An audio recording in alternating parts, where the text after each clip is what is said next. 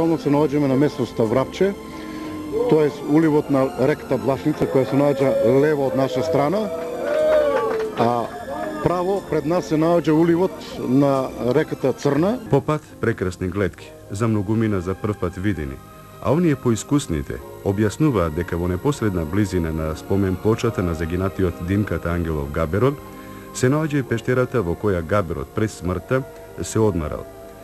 Пештера која според нив се уште не е пронајдена, а во која се предпоставува дека се уште се наоѓаат списи, акти и голем број на документи, кои доколку се пронајдат во многу би придонеле за разјаснување на многу непознаници од тоа време.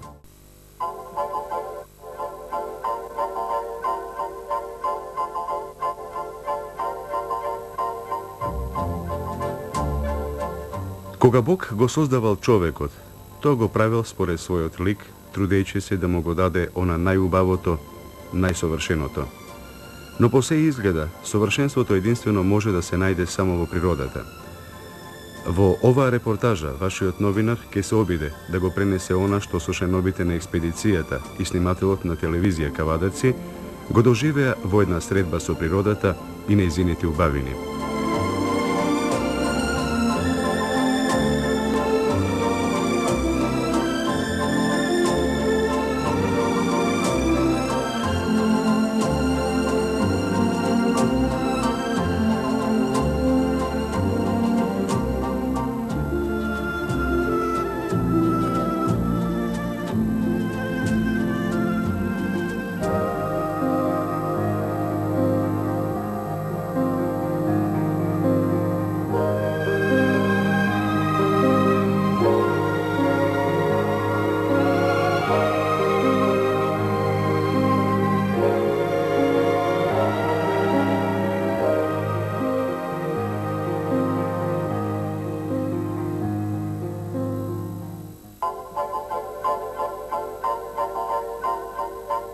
Кога се подготвувавме за спелеолошката експедиција, желба на сите учесници беше да не служи среќа и мирно време, а со оглед на тоа што теквешијата во месец ноември знае да биде врнежлива, а од минатите години се паметат и денови со снег. На наше задоволство, времето е прекрасно, сончево, а Тиквешкото езеро мирно како создадено за пловидба по него.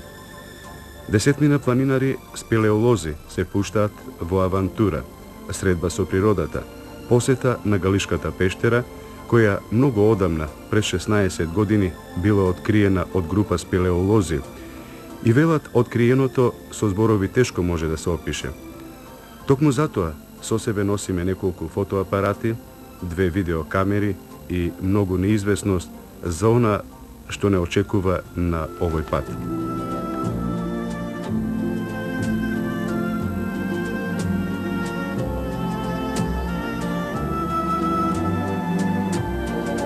Убавото и топло време, просто мами да се излезе на Тиквешкото езеро, да се проба среќата да се фати некоја рибка или пак набере некој кубик дрва за грејење од околните гребени. А возењето со глисер по мирната вода е посебно задоволство.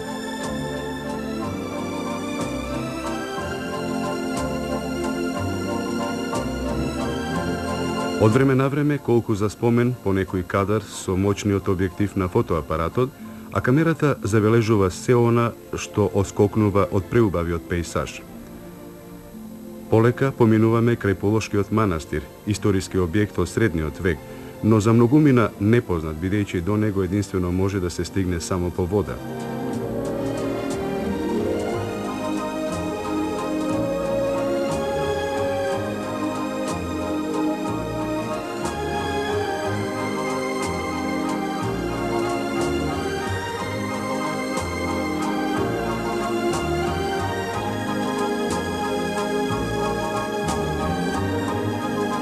Македонскиот народ, живеејќи долги години под робство, изнаоѓал најразлични средства да ја зачува својата христијанска вера.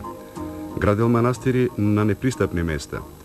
Според планинарите, еден од тие манастири е и манастирот Свети Лазар, изграден во пештера високо на Карпите, а под него во Тиквешкото езеро се влива Бојанчишката река. Местноста Врапче го добила името по високата стена клиф, која ако човек добро се загледа, ќе забележи камен орнамент во форма на пиле, кој според кажувањата на мештаните од околните места означува определен правец со предпоставен показател за скриено богатство по кое и денеска некои се уште трага.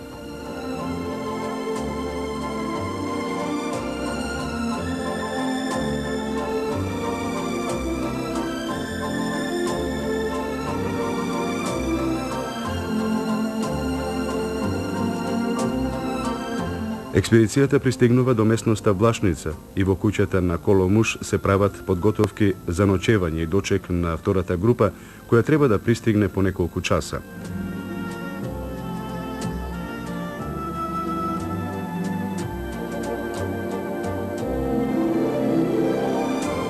Околу 16 часот пристигнува и втората група од преостанатите 10 члена на експедицијата.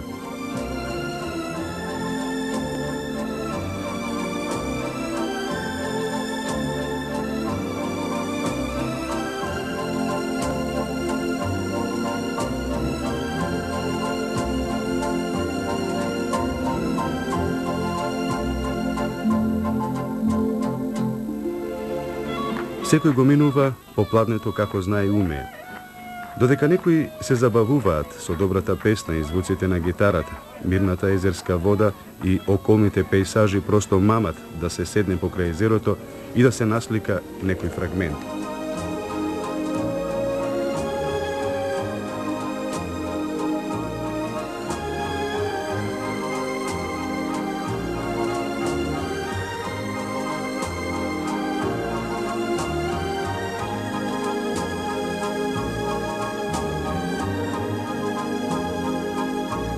Во вакви и слични експедиции потребно е во детали да се разработи планот на движењето на експедицијата, а тука размерувањето на картите и оцртувањето на патеката е неминовност.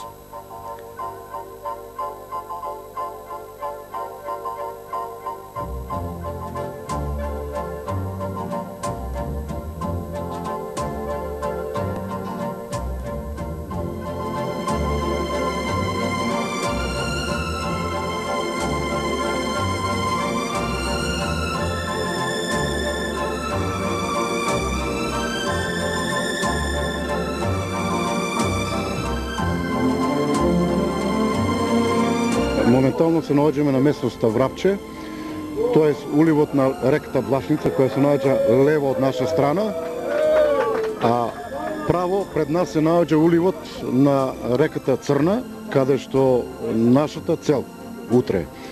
Од десна наша страна се наоѓа стената Врапче, се наоѓаме токму на тромеѓето на тоа место. Утрешниот ден треба да почнеме со активирање, тоа припрема за кон местноста Бошеви колиби, каде се наоѓа негде околу 40 минути од ова место натаму и каде потоа пешачење негде околу саат и пол до 2 сме до целта, целта ни е Галишка пештера. Моментално пристигна, како што рече и втората екипа, сега се комплетирани негде околу 20 учесници на оваа акција. Од тие 20 учесника некои ќе останат на место кај ќе ночеваме утре, а додека тие по-добрите, да речем, спеолози, че тргнеме кон целта, тоа е Галишката пештера и понатаму че почнеме со снимето и остварувањето на акцијата. Пред да започне заедничката вечера и другорувањето со песната и звуците на гитарата и гајдата од водачот на експедицијата, образложување за активностите во наредниот ден.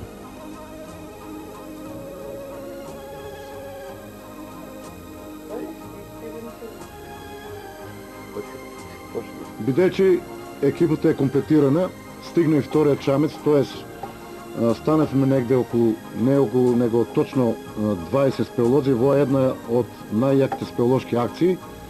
За малку да беат 40, че славивме 40 години од формирањето на друштво, но сега сме 20 спеолози. Сакам овој договорен состанок да го искористам за следното.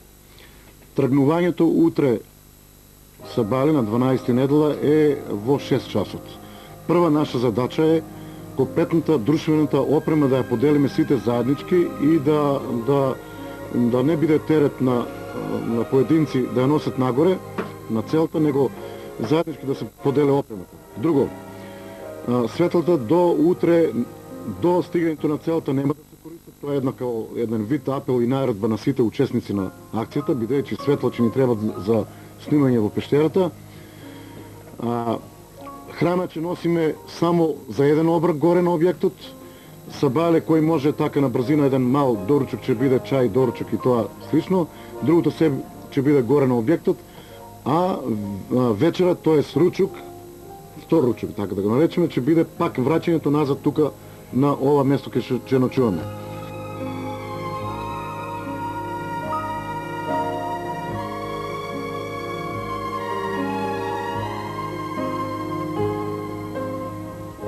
На општо задоволство на сите осамнува прекрасно ноемвриско утро. Топлата облека е неминовност со оглед на тоа што температурата е некаде околу нулата. Сончевите зраци кои полека ја растеруваат утринската магла наговестуваат дека не очекува топло и сончево утро. Со себе го понесуваме најнеопходното и повторно по воден пат се упатуваме кон следната дестинација на нашата експедиција Бошевите колиби.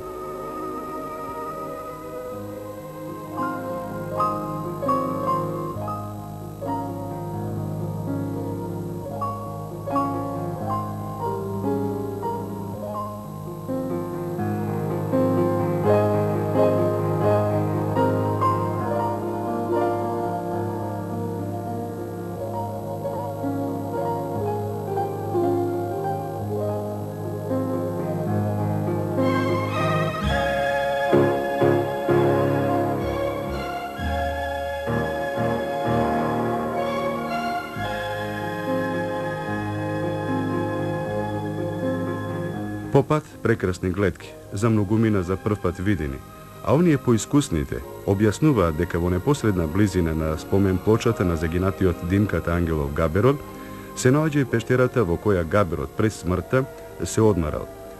Пештера која според нив се уште не е пронајдена, а во која се предпоставува дека се уште се наоѓаат списи, акти и голем број на документи кои доколку се пронајдат во многу би придонеле за разјаснување на многу непознаници од тоа време.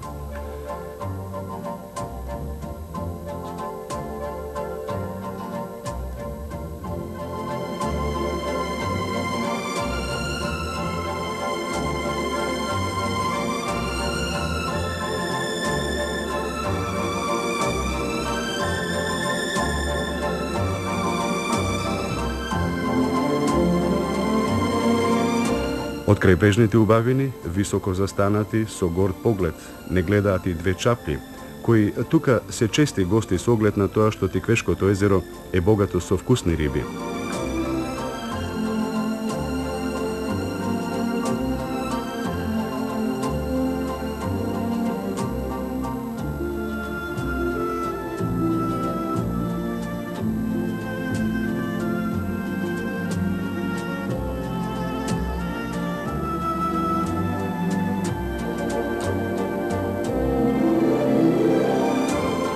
Полека стигнуваме до Бошевите колиби, крај на патот по Тиквешкото езеро и по кратката консултација со случајните викендаши за местоположбата на пештерата, се упатуваме кон блиските ридови.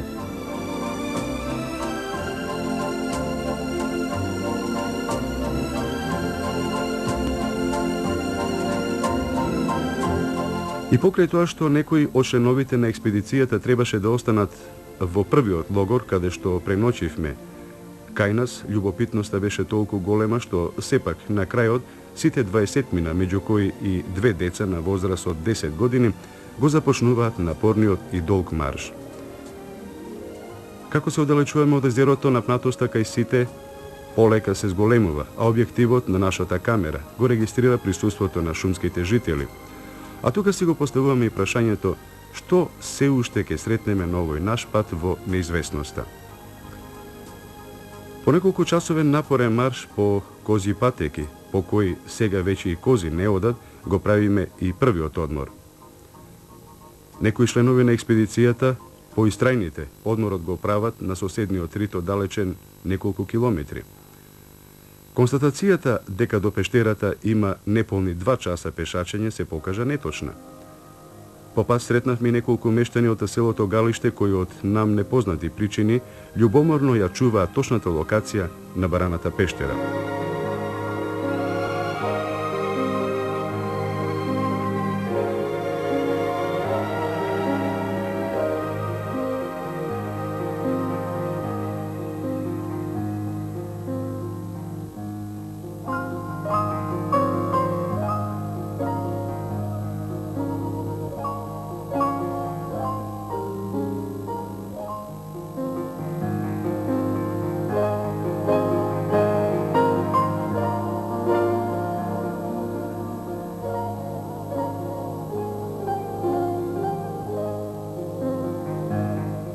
Сепак упорноста вроди плод. Конечно ја пронајдовме пештерата што е цел на експедицијата, чиј отвор поставен на страмнината и скриен од густата вегетација, тешко може оддалеку да се забележи. Радоста, а воедно и напнатоста кај сите учесници се повеќе се зголемува. Што не очекува во пештерата? Какви изненадувања крие таа во себе? Дали во неја ќе најдеме вода за пиење за да се угаси на собраната жед? Многу прашања што чекаат одговор, многу неизвестност. Отворот во пештерата е широк околу 2 метри и на самиот врв се забележуваат пештерските резби. Истиот веднаш преминува во вертикала како во бунар со длабочина од 8 метри. Извидницата составена од најискусните спелеолози се спушта до првото плато, а при тоа се поставуваат планинарските скали и јажињата за сигурност при спуштањето. Најпрво се спуштаат рефлекторите, камерата и се она што ни е потребно за престој во пештерата. Адреналинот во крвта се зголемува. Полека се прават првите чекори кон непознатото, неизвестното, недоживеаното. Во самата пештера се протнуваме низ отвор висок околу половина метар и долг 2 метра, кој единствено може да се помине само ползејќи. И пред нас се појавува прекрасна гледка, широка просторија висока над 5-6 метри, а во неа убавини што природата со илјадници години ги создавала на начин својствен само неизе. Срцето почнува позабрзано да чука, а здивот од она што го гледаме застанува. Веднаш од левата страна забележуваме прекрасна творба. Творба од пештерски украси од спелеолозите наречена олтар. И на најдобрите мајстори на пишаниот збор би им било тешко да го опишат сето она што човековото око за прв пат го гледа. Без див и коментар ве препуштаме на убавините на пештерата.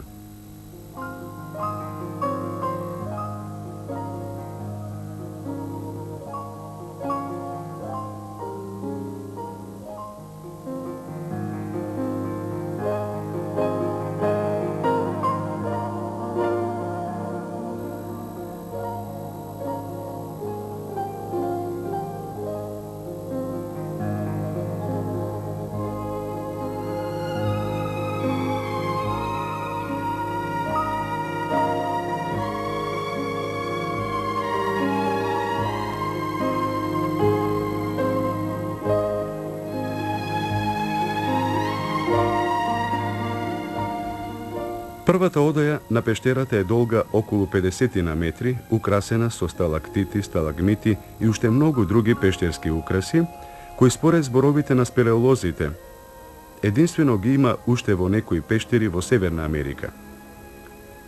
Пред влезот на втората одаја, 2 огромни сталактити како неми чувари вековно стојат, а десно од нив творби и убавини од камен.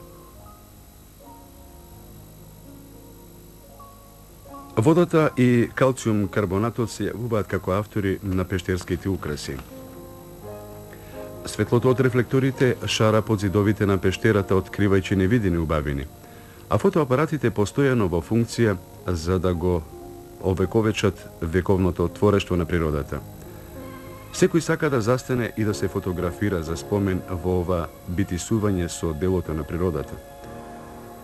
Полека се упатуваме во втората одаја, а таму уште поголеми убавини од видените. А за изгледот на пештерските украси се препуштаме на уживањето и оптичкото толкување. Некому му изгледаат како скаменети луѓе, некому како пилиња, а многумина препознаваат предмети од домаќинството, па си го поставуваат прашањето дали овие се создадени од човечка рака или пак се дело на природата. Во оваа одаја и најфасцинантната творба. Кружната патека околу внатрешноста на одајата, која сведочи за периодот кога малото подземно езеро било на ниво на патеката, при што таа во текот на милионумите се формирала. По неја сега може да се прошета и без пречка да се обиколат сите страни на одајата.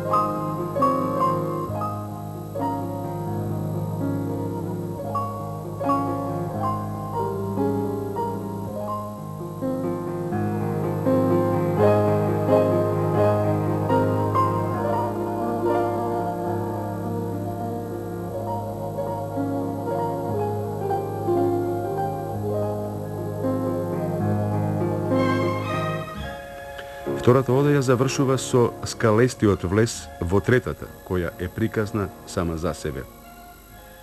Малку помало од претходните две одаи, третата со своите пештерски творби, како да сака да покаже и да не убеди дека се што видовме при оваа наша посета во пештерата е започнато да се создава токму од тука. Најфасцинантното во оваа одаја се камените водопади, кои со својата убавина пленуваат и чиниш се почеток и крај на се што постои.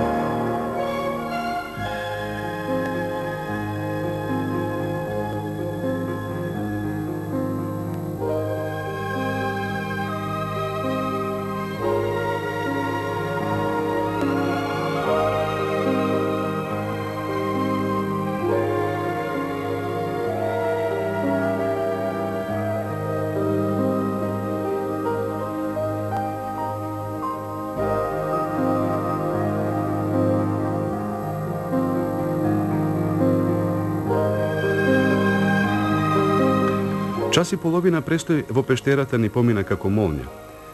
Милионумските творби на природата длабоко ги врежуваме во свеста, а задоволни од сето она што го видовме, доживеавме, почувствувавме и тажни што мора да се одделиме од овие прекрасни убавини. Полека се упатуваме кон излезот на пештерата, длабоко убедени, дека доколку ни се укаже можност, повторно ќе дојдеме да ги посетиме овие убавини, вековно создавани, и дека ќе ги најдеме во иста состојба како и што ги оставаме. Среќни дека бевме сведоци на невиденото, недоживеаното, недопреното.